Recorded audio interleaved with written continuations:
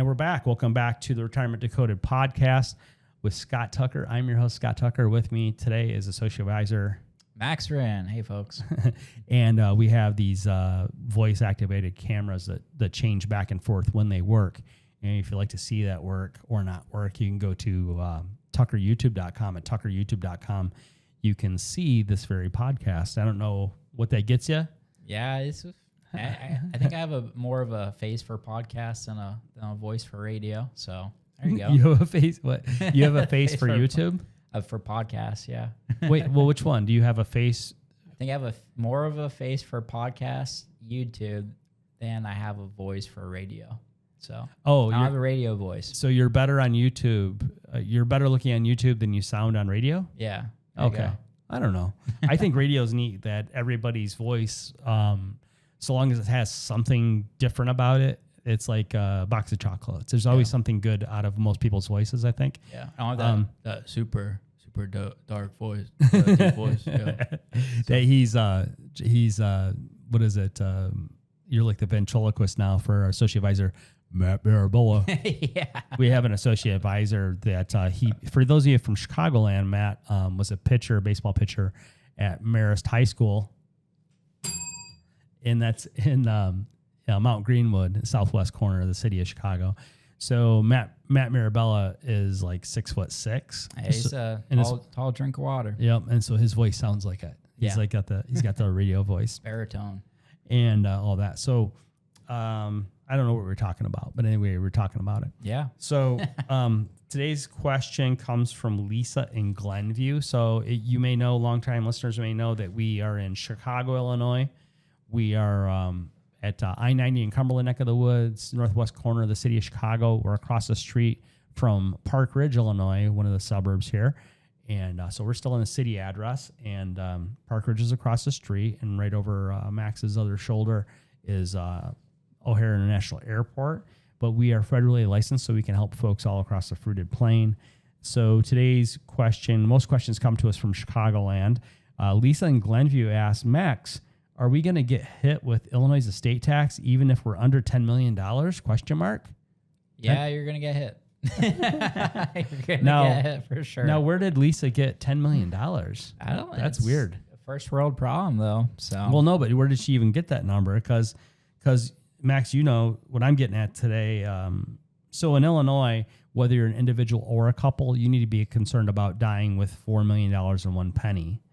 Versus at $4 million in Illinois, there's no estate tax to Illinois.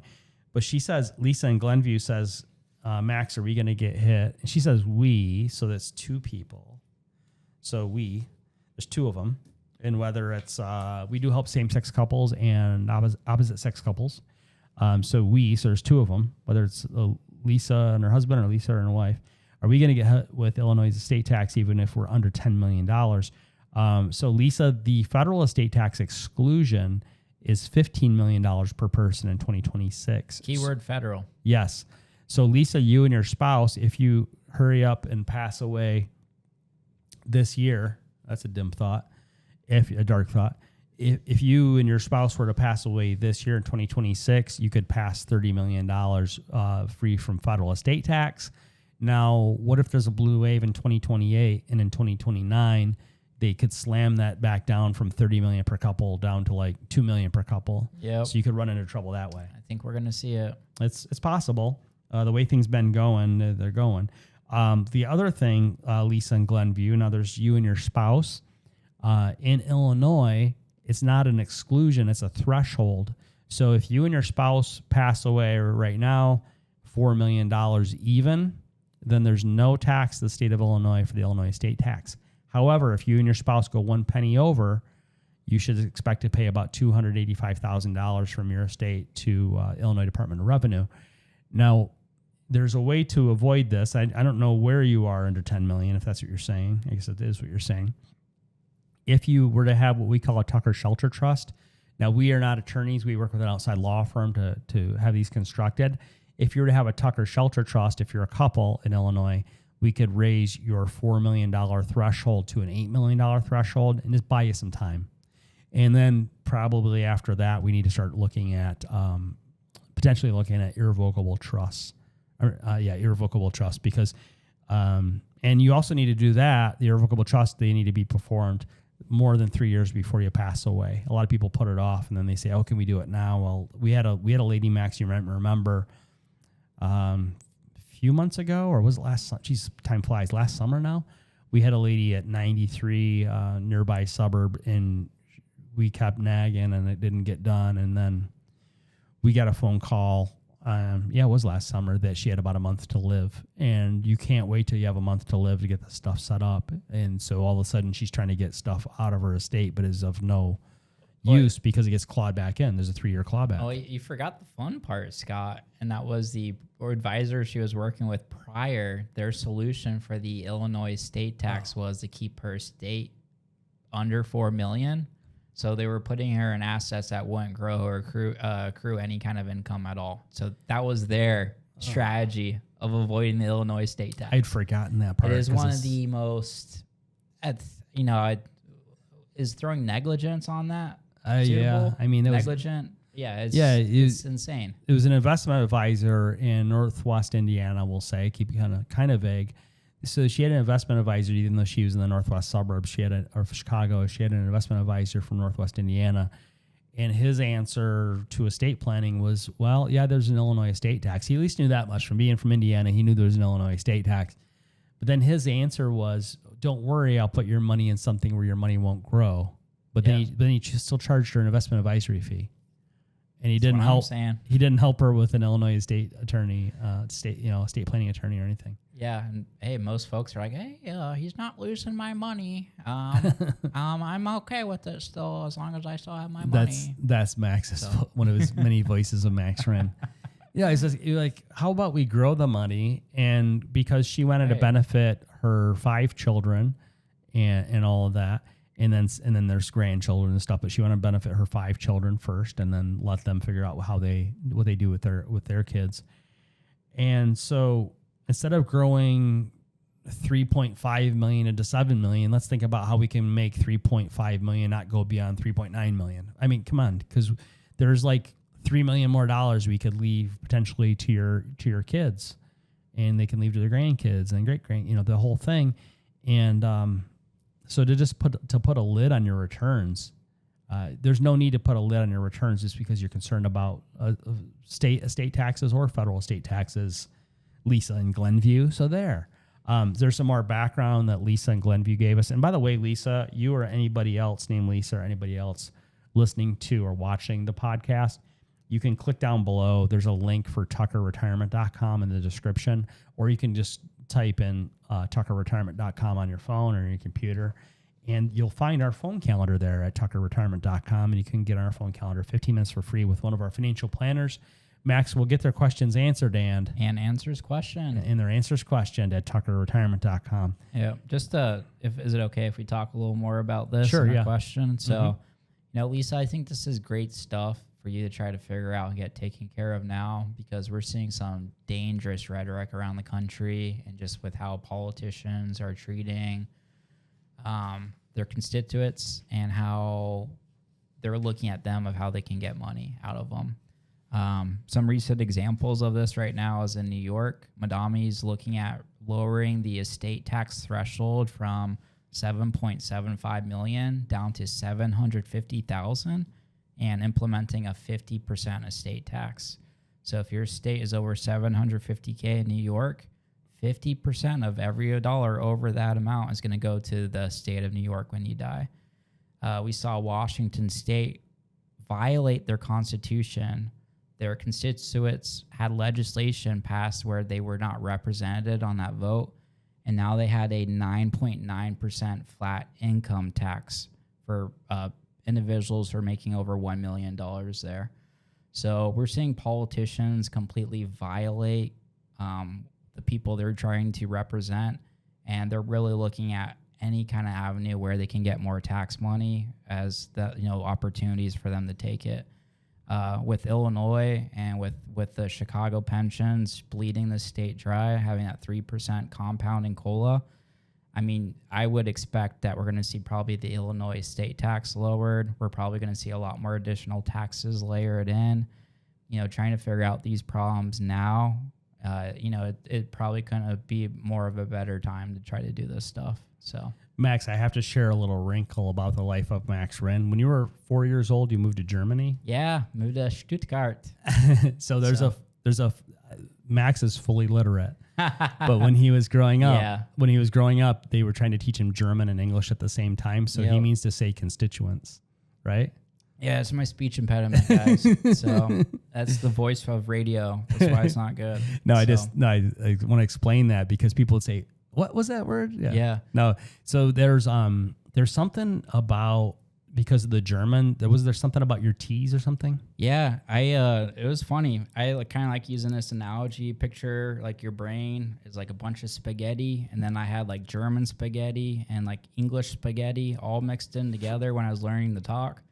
And now when I'm trying to pronounce some words or some letters of how they're pronounced in German versus United States, it's just like the brain can't figure it out sometimes. Because Max's dad is an engineer, and so he was working for the Department of Defense or Air Force or. Back then, he was working for an automotive company, Valio. Okay. He was working for Valio. They used to be big back in the day.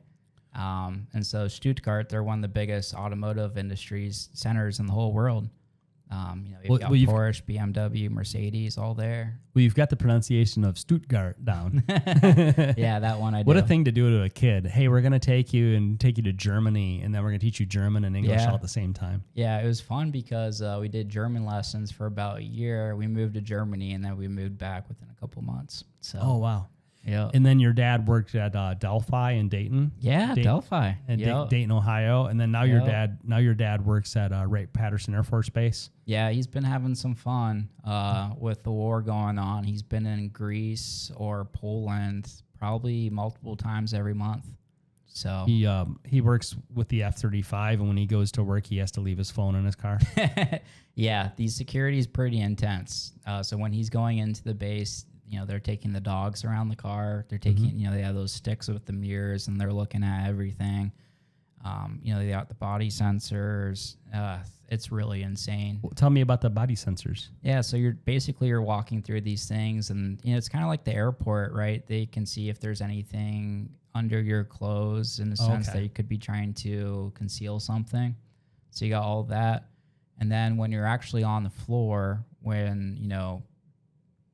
you definitely can't have a phone, just the monitoring of who's on the floor and where they're at and what they're doing and what they're looking at. You have multiple eyeballs on you every single second. So it's pretty cool, actually. A lot of security, which is great. When I was in the Navy, one of the duty stations was in Edzell, Scotland, and we had security. It was strange. It was a naval security group activity, and it was on board Royal Air Force Edzell. And we had British civilian employees doing our security at our operations building, but they couldn't go in our operations building.